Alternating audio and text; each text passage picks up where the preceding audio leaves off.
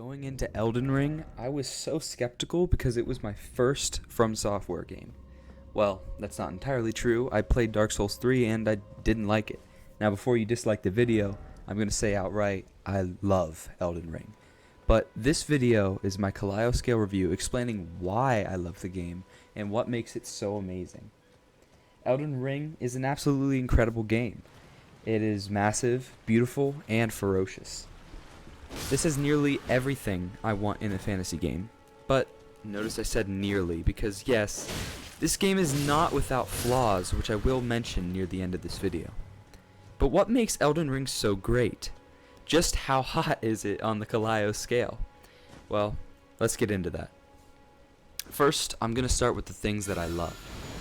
The large open world has some of the best exploration in literally any game.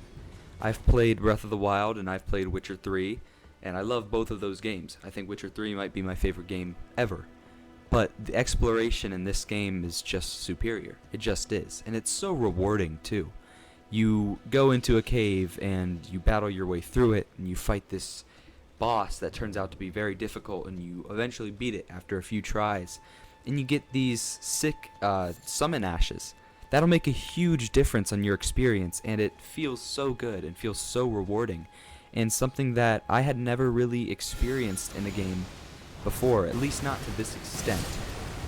The combat I loved. I mean, the combat is the best out of any game I have ever played. I mean, this is already really, really high praise. The combat just feels so good. This is obviously the first From Software game that I've played more than about an hour and a half. So I don't know if the combat's always this good. It didn't feel this good in Dark Souls 3. But seriously, all I can say about this is, wow. This game, combat-wise, if you played Witcher 3, if you played Breath of the Wild, and you're open to trying new experiences, you're going to love the combat in this game. Though there is somewhat of a learning curve. Trust me, I experienced it with you. It's not going to be easy, but hey. Next, the story is actually very intriguing, and the game kind of guides you along with it, which is nice. It kind of gives you bits and pieces as you go along. You find that there's so many mysteries that need uncovered, and it just keeps you gripped. But don't be fooled. Don't be fooled by the golden trees and the vibrant colors. This game is still dark fantasy and borderline grimdark at times, but there's more on that later. And by the way, I'll keep this as spoiler-free as possible. Next thing I love is that this game has incredible progression. You actually get like way stronger as you level, which is, from what I've heard, that's fairly new. Like in Dark Souls, it wasn't this night and day of a difference. So like meaning, say you're having trouble with a boss, like Margit the Fell. Like I know he stomped my guts out completely. Like he kicked my ass. But say, you know, you just can't beat him and you're not having any fun. Well, that boss could possibly be overcome with just some grinding or just go experience other things. You don't have to grind. You can just go experience other really good parts of this game. Go explore. Go level up your weapons. Level up your ashes if you're into summoning, which I am because I'm new to the series. But yeah, I love this. I love it because, okay, there were multiple situations where I met a boss that was just too strong for me. And I was like, you know what, I'm not really having fun. I'm going to go do some other things that will be fun, and I'll come back. And when I came back, I was able to beat them. It was really, really cool.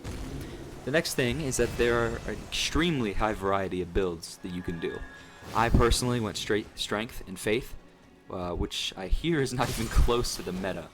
You kind of have to run your head against them, bang your head against the wall about 100 times, and then you'll eventually be able to beat it.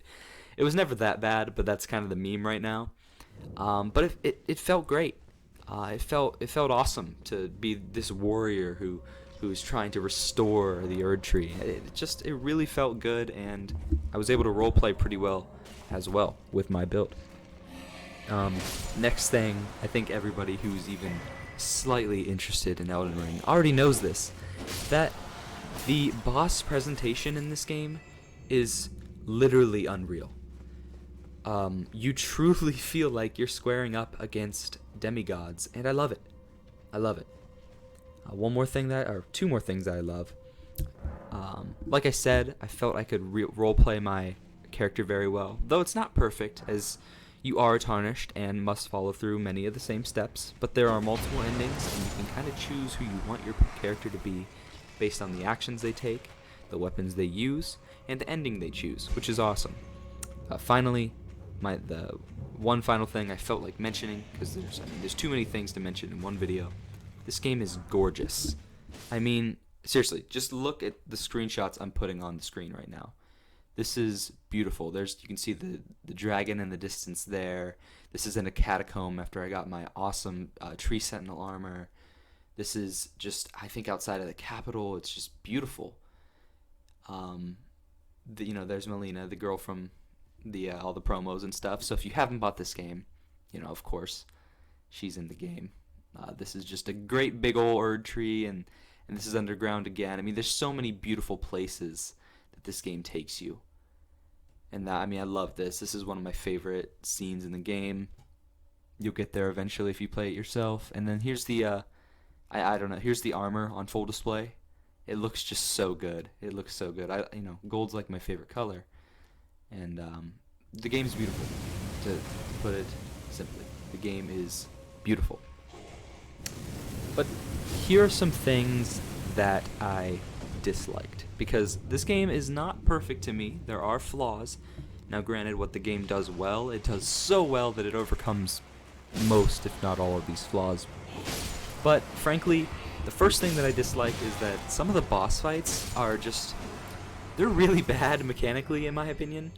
Particularly, I'm gonna upset a lot of people, I get it, but the Star Scourge himself, Radon, was fantastic aesthetically. But I did not like his design, personally. I might have been underleveled when I tried to fight him, whatever, but I did not like his design. I felt like he was too punishing. I mean, I get it, he's fucking Radon, like, he's gonna be a beast, but something about it just it didn't click with me. But some enemies are far worse than Radon, like, in my opinion, the Valiant Gargoyles and the Godskin duo were just kind of, I didn't like them at all. They were rough. Now, admittedly, you can change your weapons, like what things you can put bleed on your weapons and do better against some enemies. I didn't learn that until later. That would have saved me a headache, because if I put bleed on, I was able to kill the Godskin duo much easier. But still, they weren't too much fun to fight and not very well balanced. My thoughts and prayers literally go out to the people who are trying to do those two bosses summonless at a reasonable level. That's just gonna be hell. Also, the game's story really gets a bit repetitive with its dark themes. Now hear me out. Yes, this is dark fantasy and borderline grimdark at times, but when so many NPC quest lines end in sadness, end in grief, or some sort of insanity ending, you remove much of the shock and care that was delicately placed in these NPC quest lines or NPCs themselves. I won't name names. Plenty of multiple NPCs do live, so I won't name names. But apparently, almost everyone dies in Souls games, according to my friend. This is nothing new, but it's just not my taste personally. You stop wondering at times about the adventure you're about to partake in, and you begin wondering, oh, I wonder how they're going to kill off this NPC, or I wonder how they're going to make this NPC go insane.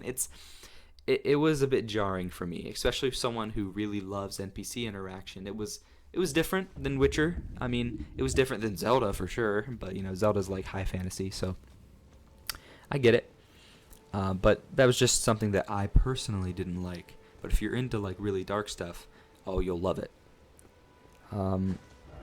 One more thing that I disliked is, oh, by the way, I should mention, Elden Ring has by far the best NPC interaction, from what I've heard, out of all From Software games.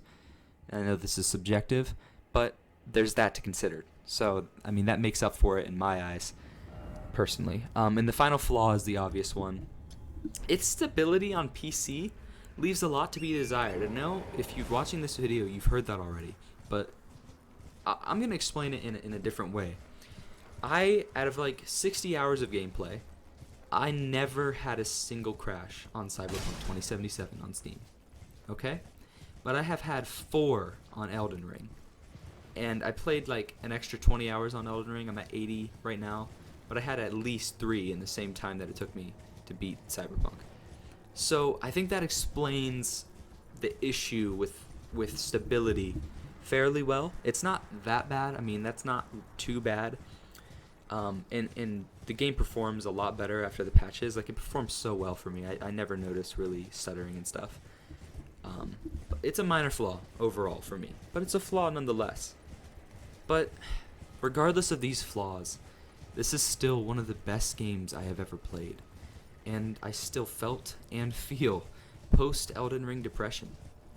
And it's because I experienced something incredible. A From Software game, but one that I loved. And I would do anything to experience it again.